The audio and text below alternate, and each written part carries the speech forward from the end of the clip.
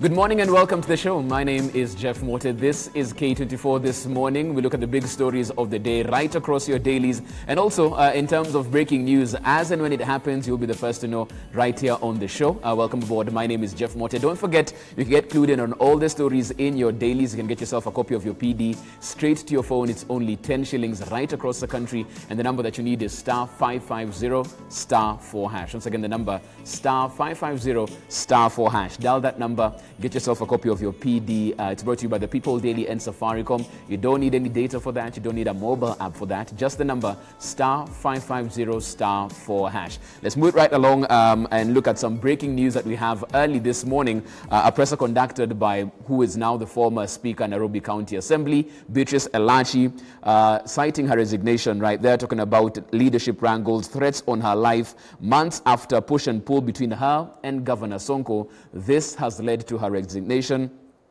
This is news just in. Bichachi, Nairobi County Assembly Speaker, has resigned, and the reasons she gave in the presser she did earlier today were leadership wrangles, threats on her life, and the lack of synergy moving forward. The push and pull in county government between her and Governor Sonko has led her to step down from that particular office. Taking over is John Kamango. He'll be the new Speaker of Nairobi County Assembly at this particular point. So Bichachi steps down and John Kamango takes over in terms of the reins as far as the Speaker's seat is concerned in Nairobi County Assembly. That's where we'll start our discussion this morning. My panel is ready, even with this news really hot off the press as you speak about that. In studio, joined by Arnold Maleba. He's a public policy analyst. Good morning, Arnold.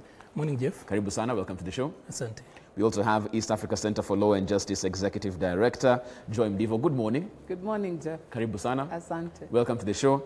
And we have the communication strategist who has an amazing bookshelf, as Joy mentioned earlier, with no books there. It's just a shelf with lots of craft, a shelf he made himself, by the way. Mark Bichachi, good morning. Welcome to the show. Morning, how are you? Very well, Mark. Karibu sana. Let's start off with this story, fresh off the press. What is happening to Nairobi, Joy, at this particular point when you look at it? Because we're in a scenario where we're trying to make heads of tails. Now we're talking about Badi is the one who's going to steer this ship to the Canaan that Nairobi citizens think we will. But it's more a scenario of 3 steps forward, 2 steps back every single time. I think it's 2 steps forward, 3 steps back as far as Nairobi is concerned. Because the argument was made a long time ago, even before BBI, that probably Nairobi shouldn't be treated as a quote-unquote normal county. The fact that over 80%, about 80% of the income revenue generated in Kenya comes from Nairobi. It is the capital city of this nation, so it is the seat of power. It is also the UN headquarters. Several UN headquarters agencies are headquartered here. All our diplomatic corps have bases here. We have international hubs that are based out of Nairobi. So that in itself makes it a unique city. It is not a regular county. That said, it means the interests in Nairobi then at play are bigger than what you would find in an ordinary county. So it's not just the level 5 hospital or the ECD centers, the services that you would normally require of a normal county. And that's why you have found a situation where when the Nairobi government, county government started crumbling, the national government felt that no, we had to step in because Nairobi is quote unquote too big to fail. Now, we have seen a lot of shenanigans with Speaker Elachi. She used to be Senator Elachi, Speaker Elachi, where she had a very tumultuous start and a very caustic relationship with Governor Sonko. And there was a time when she was unable to access her office for quite a length of time until she went to court to have herself reinstated. In my mind, at that point, it's like she had, how do you put it? You have counted the cost, and she had decided, you know what, this is the grit that I need to work with Nairobi. And so she sort of put her shoulder to the plow and came back in. And you saw she came back with the sort of hard politics that Nairobi is known for. She wasn't the polite Senator Elachi that she was before. This time she also employed goons. She had those early morning meetings before people wake up. She had learned sort of the machinations of Nairobi. What tells me, even with the timing of the in terms of what time is this that you're reading a resignation, something drastic must have happened. Maybe somebody threatened her, got to her. Some communication was made to her, maybe about impeachment, that she realized, hey, maybe this one I'm not going to survive. In my opinion, something has spooked her sufficiently to say, you know what, I would rather live than die at the altar of Nairobi County, because she seemed like she had gotten her act together with Nairobi. But with this development, it tells me there is something that we don't yet see that will become apparent very soon. Right. That happened, that she decided, you know what, that's it, I'm drawing the line, I'm not doing this anymore. Tomorrow, first thing in the morning, I'm handing this over. So in my mind, that's where I would start. Who got to her? Was it Governor Sonko? Was it the guys who are threatening to impeach her? The impeachment, maybe she looked at the motion and she realized, I cannot defend myself on this. I don't have the numbers. I'd rather not be embarrassed. Let me just resign. But there's something drastic that happened because she had sort of positioned herself very critically. And this, remember, is at a time when we have no deputy governor. So she'd be second in pecking order. If something happened and we got Sonko out of the way, an impeachment of some sort, she'd be next in line to be Nairobi governor. So it doesn't make sense that she just let go. Something must have triggered this reaction. Mark, I want you to come in on this particular discussion as well. As Nairobi residents, we are kind of used to see the rough and tumble of county politics. We've seen what happens in the county assembly time and again. Physical fights going on in there. And now with this particular resignation, we now have an MS in place. We have Major General Badi holding fort there. Does it really matter what happens in the county assembly? Because it seems like service delivery will happen whether, we have the circus or not.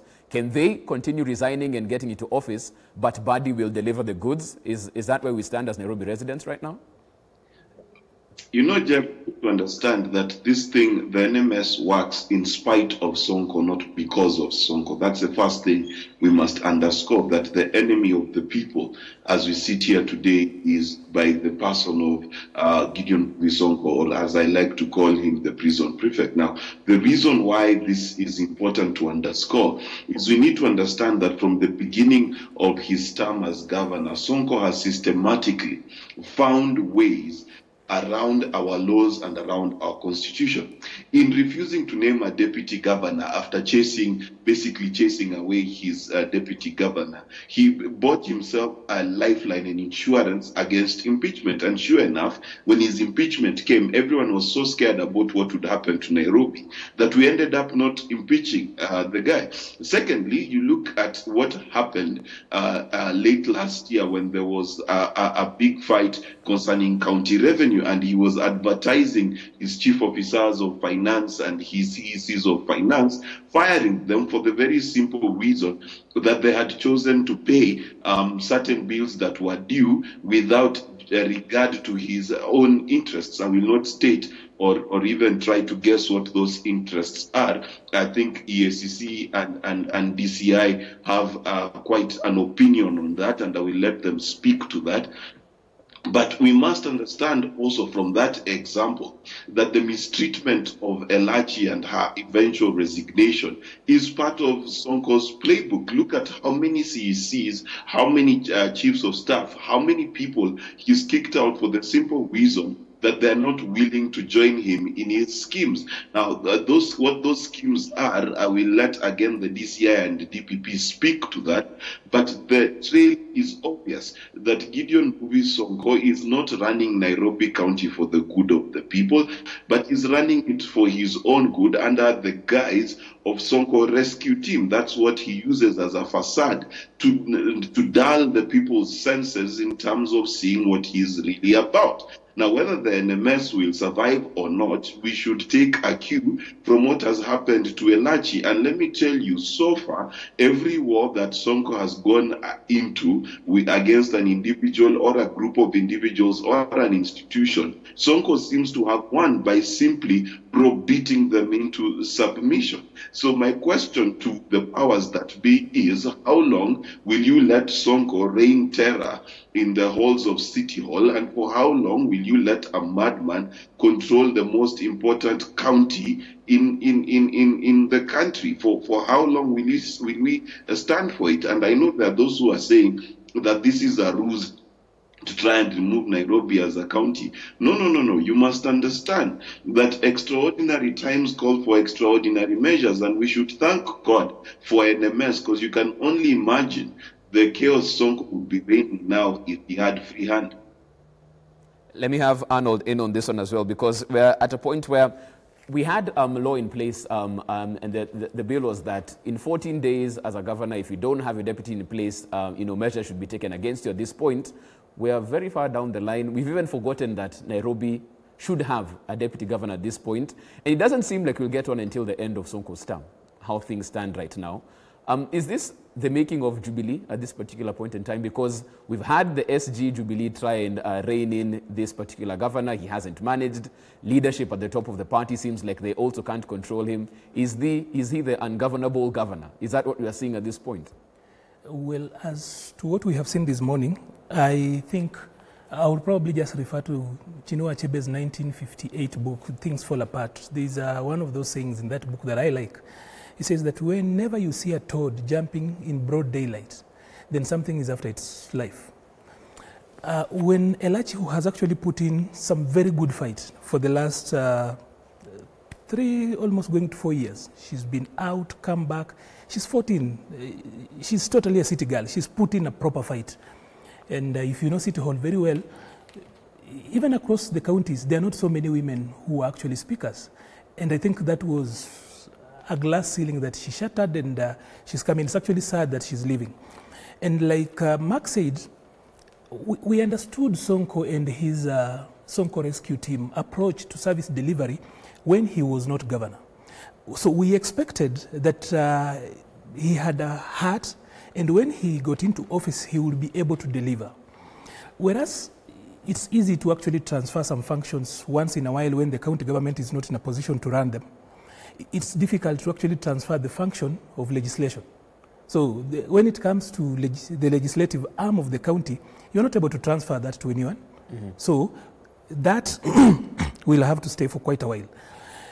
But I need to say this, that I worked for an organization that was auditing the laws that are actually pending in Nairobi to actually be converted. I want to use the word convert, to be brought up to speed with the new way of doing things after the Constitution 2010.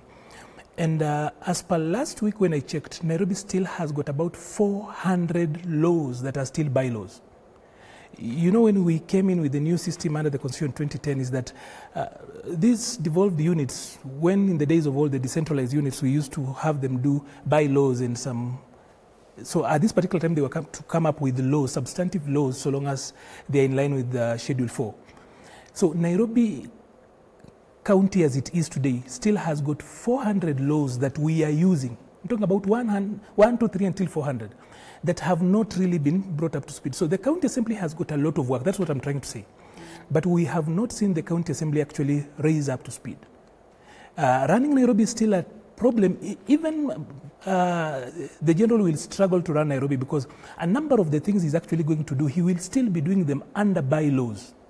Mm-hmm. Whereas other counties have actually come up to speed, they now have got modern and 2010 compliant laws. We still have got laws that have not actually been brought up to speed. So we are not, why I'm actually taking time and actually going around that is because you cannot transfer the legislative and oversight function. Whereas you can't do that, we have got a county assembly that the governor somehow has bastardized over the time. But I'm actually thinking that when Elachi is actually going out and the Murkomen law that actually brought in this will be giving us an opportunity to probably now let Sonko. You know, Sonko is actually exposed. Mm-hmm. He has no one else to play with. Now, the speaker who would actually have fought, I'm talking about a substantive speaker, is now actually out. Sonko is actually exposed. If he thinks he has actually made it, I would actually just think that this is the first card towards a roller coaster that will actually see him going home. Right. Something bigger than what we probably are not seeing at this particular level is actually happening. Mm-hmm. And in my thinking is that he's actually on his way out. As we look at this particular point in time, and of course all fingers pointed at Sonko, lack of leadership, lack of bringing all elements of his government together to work forward, who do we blame for this? Because when you look at it at the end of the day, he's been pretty consistent in character, Sonko, ever since he was an MP, Joy. From where he started, he's never changed his colors. We've seen who he's been all through and has jumped through all the hoops to get to where he is now. So even when the party tries to discipline him, so to speak, he's just doing what he's always been doing and has never changed. No, Jubilee made their bed, they need to lie in it. We had this conversation the time when the nominations happened. But Jubilee was so keen on getting Nairobi away from ODM hands that they did not care that Sonko was an unsuitable candidate. When they tried to replace him with somebody who they felt would be more appropriate, and they realized he's so popular, he's going to get in anyway, they decided, no, you'd rather be one of us than be outside us. That is when the call should have been made to say, you know what, we know this gentleman, we know his MO. If the party machinery was unable to convince him to still go for MP or to stand down on and do something else, then they ought to have just left him alone. If right now Sonko was an independent candidate, for example, an independent governor, for example, you would have dealt with him without the intricacies of having to deal with the political party machinations. But at that point, I think Jubilee dropped the ball because they gave the ticket in a race where they were well poised to take Nairobi governorship anyway to Sonko, because at that time Sonko was fairly popular. But there was also something else. We have to lay the blame on the voters, because what we saw in Nairobi is what we saw in Kiambu, where you have a rogue for the candidate for governor, but he's gentrified by a, decent-looking deputy running mate. So, you know what? Sonko will be the political head, but Igada will really be running Nairobi. Waititu will be the political head, but Nyoro will really be running Kiambu. Clearly, that myth has been soundly debunked with the developments in both Nairobi and in Kiambu, that you cannot have checks and balances, Jekyll and Hyde, when it comes to matters governance. You should have two competent equals. If, for example, God forbid, what happened in Bomet happened here, where the governor passes away, and now the deputy governor takes over. If you do not have a strong deputy governor, even if they're not stronger than you, but if you don't have a strong and competent deputy governor, you end up with the issues that the Nyeri residents have been dealing with. People launching pit latrines and thinking that they're running a county.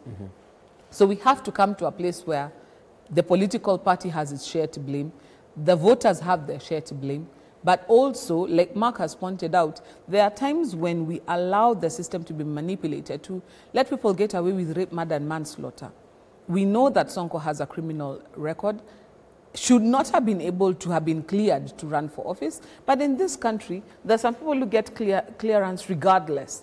It doesn't matter what the past entailed, they get cleared regardless. Time has come for us to become serious with our laws. They are there for a reason, such that if somebody has got certain failures in character, it's not that they're not worthy to be anything in life, but there are just certain spaces where their particular temperament is not helpful and beneficial. So in the instance that we have now with our governor, we knew what we were getting from his days as a merchant of 58 matatus, where I used to live in Buruburu, and his matatus were the hottest ticket on the road that time, to his shenanigans at The Hague.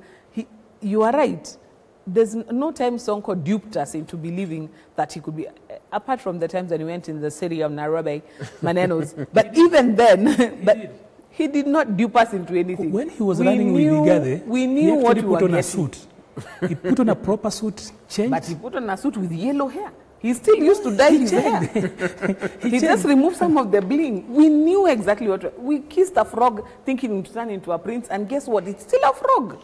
Well, that is news, Justin, if you're just joining us, of course, right there. Nairobi County Speaker Bichachi resigning this morning, citing leadership wrangles, threats on her life after months of push and pull between her and the governor of Nairobi County. So there were threats? Sonko, yes. On that, yes, there were threats on her life on that particular issue, and that's why she has decided to resign.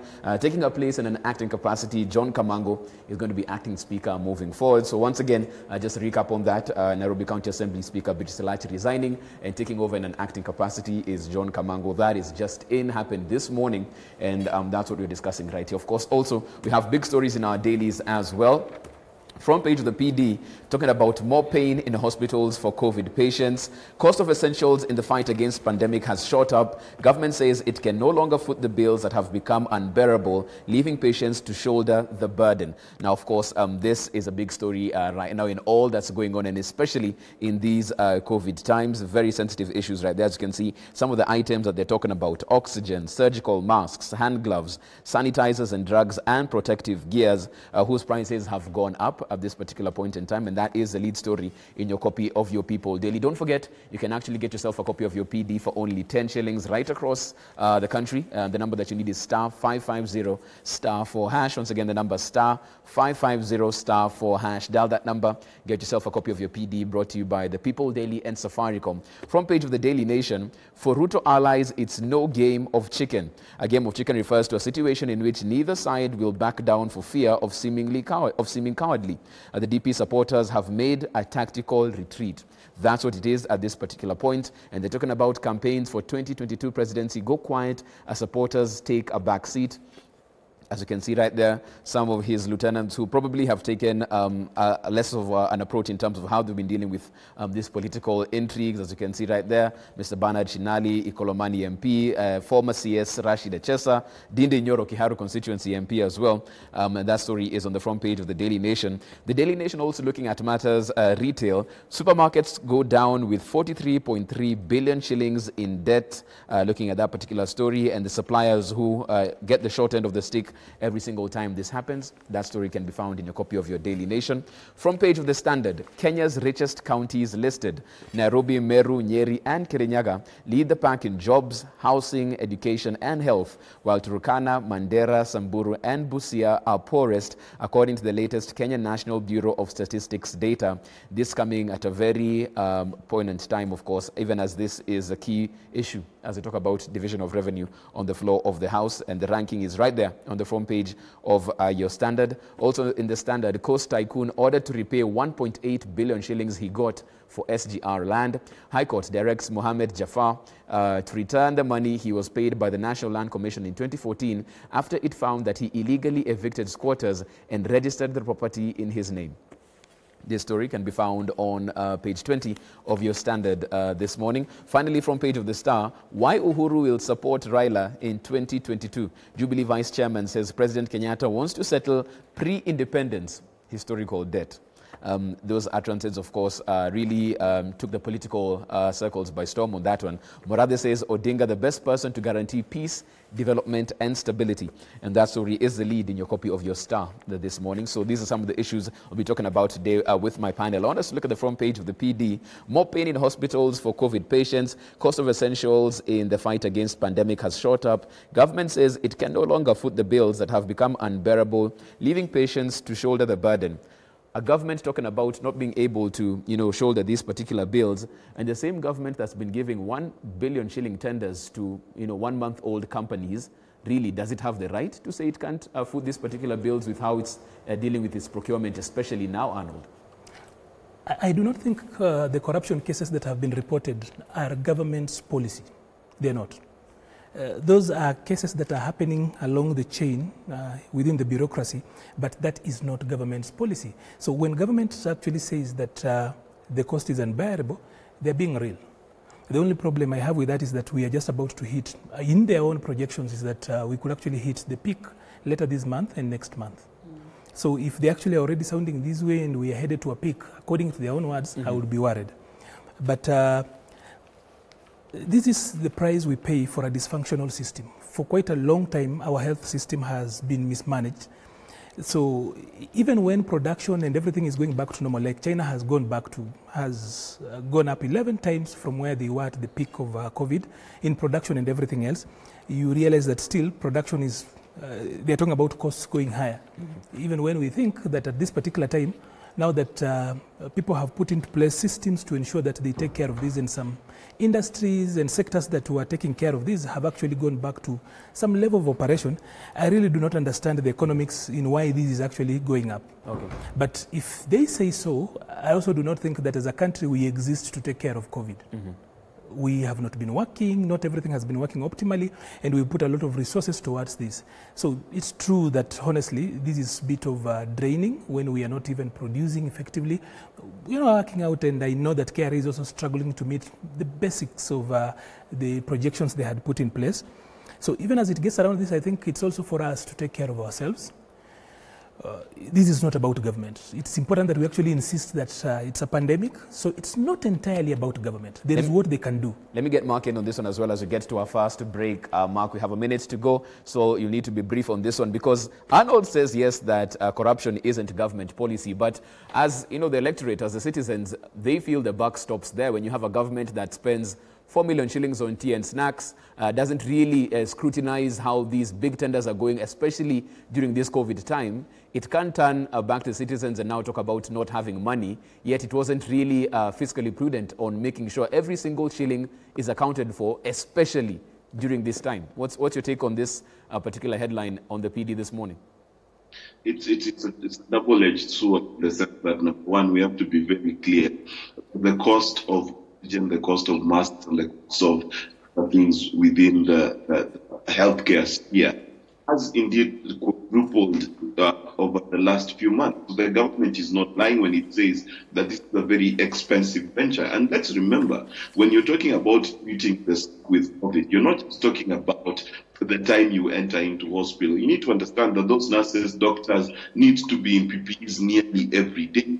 They need to be given special N95 masks nearly every day. So it is not a cost. We're talking about a one-time fee when you arrived in hospital. We're talking about something that is costing government money every day as we speak. But secondly, we have to talk about reduced revenues. VAT is 2%. Businesses are down. So the economic reality in this country also does not augur well. But you're also right, and Taikagwe has spoken to this, in terms of that there needs to be some bolts and nuts tightened in as far as the Kemstar's procurement is, in as far as picking up the Afia House is concerned. So both of those realities are true, and one does not negate the other. But we are waiting to see if Mutahi Big, the new groom that he is, that he will continue to sweep clean, and that's what we need to see him do. Okay, that brings us to the first break right here on the show. Of course, you can get your feedback in, any questions or comments at I am Jeff Mote or at K24 TV. We are back after the break today. As I was saying, could be fireworks on the floor of the Senate, or probably leading us to another round of this particular debate. We discuss that, and also the political intrigues as we look at what really is on the political cards, with the utterances made by Jubilee Vice Chair why Uhuru will support Raila in 2022. That and more after the break. This is K24 This Morning.